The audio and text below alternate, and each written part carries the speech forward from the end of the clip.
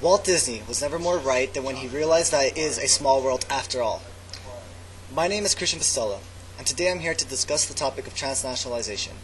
The world is always getting smaller because we're getting closer to people who are further away and are forever wanting to expand our business in the act of transnationalism.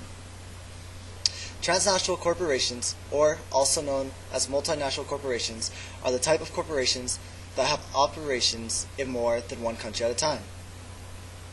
Transnational corporations currently account for 2/3 of the world's economy. As of December 2001, 51 of the world's top 100 economies in terms of gross domestic product are corporations in foreign nations. Whether the presence of a corporation has a positive or negative impact on its host country has been a subject of debate for many years. There are different perspectives held about this particular topic, and many variables that can affect the transnational corporation's impact on a country. However, the strength of a country's government in negotiating with these corporations is the primary determinant in the effects that the corporation will have on that country. According to a study on the effects of transnational corporations on world development composed by Mark Herkenrath and Volker Braunschneier of the University of Zurich, statistics show that there is a positive correlation between transnational corporations' presence and income inequality. However, there is no proof that transnational corporations' presence in a country affects that country's gross domestic product per capita growth. Many developing countries generally welcome any foreign investors, but unconditional openness towards these transnational corporations' investment is not an appropriate remedy for underdevelopment. Herkenrath and Volker's study also states that previous studies done on the same topic, though with errors, all point toward the fact that transnational corporations add to inequality and underdevelopment instead of improving the socioeconomic conditions in a host country. Although an influx of foreign direct investments may temporarily have a positive effect on the gross domestic product growth, it can actually lead to more inequality in the long run.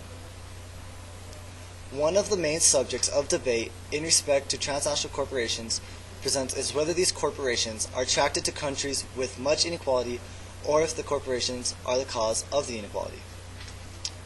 In a paper by Professor Vinoy K.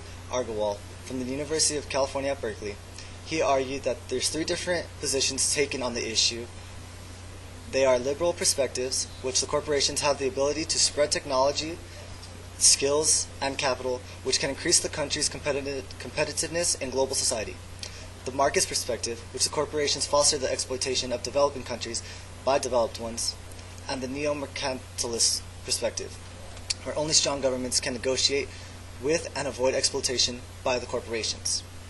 My report points out the hypothesis that the corporations aren't completely opposed to helping to develop some of the local economic infrastructure and labor markets of a host country, as long as what they help to develop is of interest to the corporation and they can prevent the country's government from regulating them. Also, it notes that stronger governments are better at negotiating with the transnational corporations in order to avoid exploitation, whereas weaker, more unstable governments are more easily exploited by the corporations. Most of these corporations come from countries in the Northern Hemisphere, such as France, Japan, Germany, the Netherlands, and the US. And most of the host countries are from the Southern Hemisphere. Also, transnational corporations can severely limit workers' rights by threatening to move their highly mobile corporation to another country, resulting in the layoff of many workers. In order to stimulate foreign investments, states may restrict trade unions. Thus, transnational corporation employees often work in poor conditions as opposed to not having jobs at all. Many workers that belong to trade unions were unfairly dismissed from a company with an affiliation in the Dominican Republic. Even though there is a positive correlation between transnational corporations and inequality, Herkenrath and Braunschneier didn't account for the strength of a host country's government and how it may affect the impact of a corporation. Countries like the US and China are very successful in attracting transnational corporations to their markets, but feel much less of their effects than most other host countries, usually undeveloped countries, due to primarily to the strength of the US and the China governments. Despite their strong governments and ability to negotiate with the corporations to get what they want, they are still attracted to the corporations because of their big markets and consumers with relatively high purchasing power. Also, it is imperative that developing countries with weaker governments be more firm in their demands of the corporations, especially since the corporations have no significant effect on gross domestic product per capita growth. However, this cannot be achieved by one country at a time, but by all countries in the perfect order for the countries to avoid being outsourced by a country that is more yielding in their demands.